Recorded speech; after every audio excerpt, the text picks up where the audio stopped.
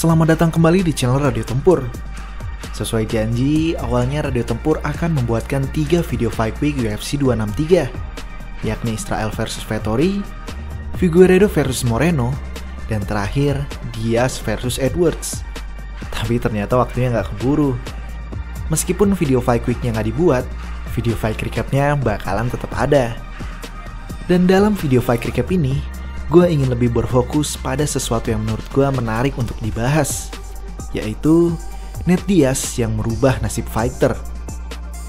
Tapi sebelum itu, mari kita singgung dulu malam pertandingan UFC 263 kemarin. Jika ada poin penting yang kemarin ingin gue sampaikan dalam video fight week Nate Diaz vs Leon Edwards, adalah scar tisu pada sekitar mata kanan Nate Diaz. 33 rekor pertandingan MMA dengan gaya brawler membuat Nate memendam banyak bekas luka. Dan bekas luka yang paling dalam adalah bekas luka di sekitar mata kanannya. Berhubung dalamnya luka yang ditanggung di area mata kanannya itu, sekalipun sudah dijahit berulang kali, luka tersebut akan kembali terbuka tiap kali dipukul dengan keras. Jangankan keras, dalam pertandingan yang melawan Anthony Pettis dalam UFC 241, yang menurut gua merupakan performa Nate Diaz paling flawless, luka tersebut tetap saja terbuka. Alhasil, Nate Diaz selalu bersimbah darah di setiap duelnya. Dan di video fight week kemarin, gue ingin membahas bahwa gue khawatir di malam UFC 263 nanti, pertandingan Nate Diaz vs Leon Edwards akan dihentikan oleh dokter. Sebagaimana duel Nate Diaz versus Jorge Masvidal dalam UFC 244 silam. Karena selain scar tisu yang dalam pada sekitar mata kanan Nate Diaz, Leon Edwards juga dikenal memiliki siku tajam yang cukup mematikan. Jika Leon sampai berhasil menghujani Nate dengan elbownya, maka bisa tamat pertandingan ini di tangan dokter. Dan benar saja, usai menjatuhkan Nate Diaz dengan takedown, Leon Edwards menancapkan siku tajam tersebut dan merobek pelipis Nate Diaz. Untungnya, siku tersebut mengarah ke bagian kiri wajah Nate, sehingga scar tisu lamanya tidak terbuka lebar. Meskipun begitu, darah mulai mengucur dari wajah Nate Diaz.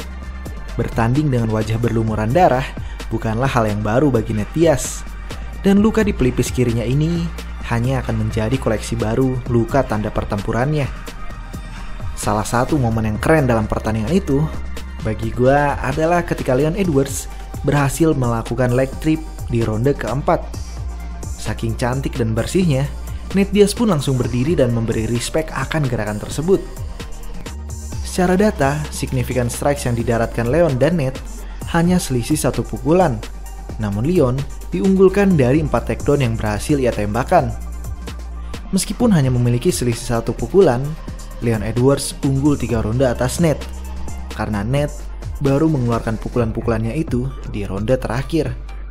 Meskipun berhasil mendominasi Nate Diaz, keberhasilan Leon Edwards itu dibayangi oleh keberhasilan Nate Diaz yang hampir menghabisi Leon di ronde kelima. Nate Diaz mengombinasikan Stockton slap tangan kanannya yang dilanjutkan strike kiri tepat ke arah dagu Leon. Seisi gila River Arena langsung bergemuruh menyaksikan momen spektakuler ini. Yang membuat ronde kelima terasa sangat spesial adalah menuju pertandingan ini, hampir semua fans MMA tahu bahwa Leon Edwards kemungkinan besar akan menang atas Nate Diaz. Namun penonton tetap hadir menyaksikan. Dan bukan karena mengharapkan Nate menang, namun semata karena Nate Diaz memang menarik untuk ditonton. Dan sedalam itulah cinta fans MMA pada Nate Diaz. Sehingga momen ronde 5 kemarin itu seolah memberikan secercah harapan akan sesuatu yang nyaris tidak mungkin. Nate Diaz kembali ke oktagon setelah 3 tahun dan berhasil mengalahkan ranking 3 UFC welterweight. Memang kenyataan tidak seindah harapan, dan hal ini tidak terjadi.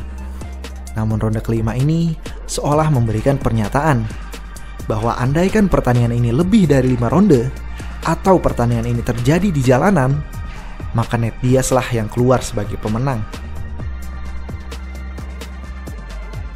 Kecintaan fans MMA dan kepopuleran Nate Diaz dapat kita lihat dengan jelas di YouTube. Jika dibandingkan dengan pertandingan co-main event dan main event, post-fight interview Nate Diaz lebih banyak ditonton ketimbang post-fight interview Israel dan Moreno. Padahal, Nate Diaz kalah dalam pertandingan itu. Dan di akhir pertandingan, melalui Twitternya, Leon Edwards mencuit suatu kejadian yang menjadi alasan gua membuat video ini. Dalam cuitan itu, ia berkata, "Ned berkata padaku usai pertandingan, jangan biarkan para bajingan ini berkata kamu ini bukan apa-apa. Tentukanlah hargamu, atau mereka yang akan menentukan hargamu." Dan saya merasakannya. Cuitan ini membuka pandangan baru gua terhadap seorang Ned Diaz, yang membuat gua langsung menarik mundur pada UFC 241 17 Agustus 2019.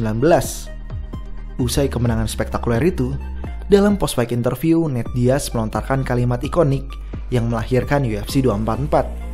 Katanya, With this belt, I want to defend it against Jorge Masvidal. Had a good last fight.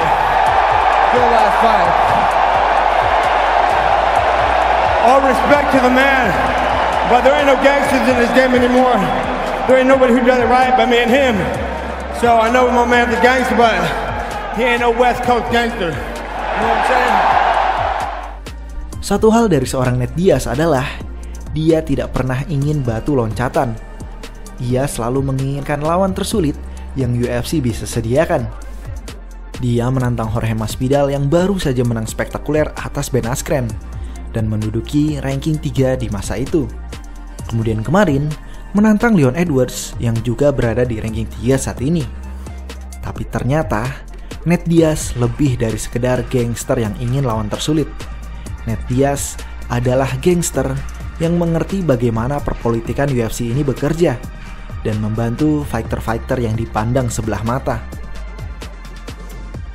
Dulu, sebelum UFC 263 ini terbentuk dan mencuat isu Ned Diaz akan melawan Leon Edwards, gua agak kaget karena Ned Diaz bisa saja memilih lawan yang lebih populer ketimbang Leon Edwards. Leon memang menduduki posisi yang tinggi di salah satu kelas paling populer di UFC saat ini. Namun kepopuleran dirinya sendiri sangatlah memprihatinkan. Jika dilihat dari sosial media, baik followers Instagram maupun Twitter, Leon sama sekali tidak menunjukkan level seorang fighter ranking 3 UFC welterweight. Dan perlu diingat, jumlah ini adalah setelah dapat followers tambahan dari pertandingannya di UFC 263 kemarin. Sebelumnya sih lebih sedikit. Dan gue ingat tahun lalu ketika membuat video 10 fighter terbaik UFC kelas welterweight 2020, gue kesulitan mencari klip Leon Edwards saking tidak terkenalnya. Dan itulah mengapa gue kaget melihat Ned Diaz memilih Leon Edwards sebagai lawannya. Tapi setelah cuitan Leon usai pertandingan ini, gue jadi mengerti. Dan balasan dari Joe Station 5 ini kurang lebih menjelaskan hal tersebut. Katanya, "Inilah mengapa Ned memilihmu untuk bertarung. Dia memilih petarung yang tidak dihargai atau tidak dibayar sesuai dengan nilainya. Dan dia membawa sorotan dan bayaran yang lebih besar untuk petarung itu. Sekarang adalah tugas Anda untuk melanjutkan momentum ini." Men, ucapan fans ini bener banget. Kita bisa tarik mundur ke post-fight UFC 241.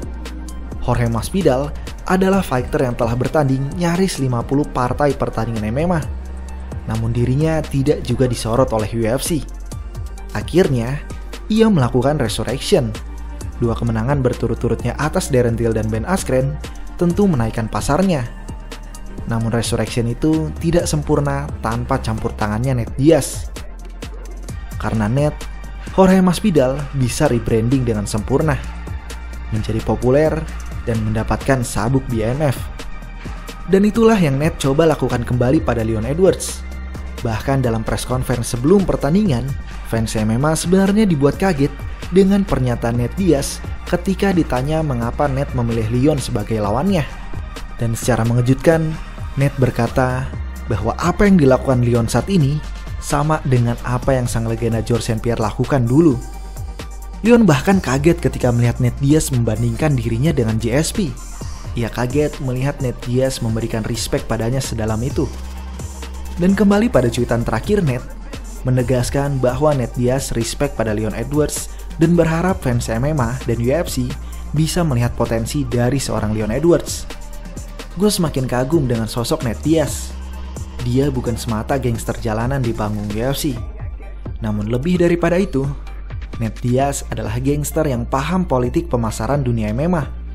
Dan Ned Diaz menggunakan kepopuleran dan kefanatikan fans MMA pada dirinya untuk hal yang mulia. Ia bantu mengangkat fighter-fighter yang tidak dihargai dan dipandang sebelah mata oleh fans MMA maupun UFC. Tanggal 19 Juli 2021 kemarin, Nate Diaz melontarkan cuitan melalui Twitternya. Katanya, "Saya tidak memiliki dagu kaca seperti kalian semua. 5 besar lightweight dan welterweight. Kalian tahu siapa kalian. Nate Dogg, sang juara sesungguhnya." Nampaknya Nate Diaz tidak hanya menyasar welterweight, namun juga lightweight. Menurut brother sekalian, siapa lawan yang cocok untuk Nate Diaz berikutnya? Tulis di kolom komentar ya. Terima kasih.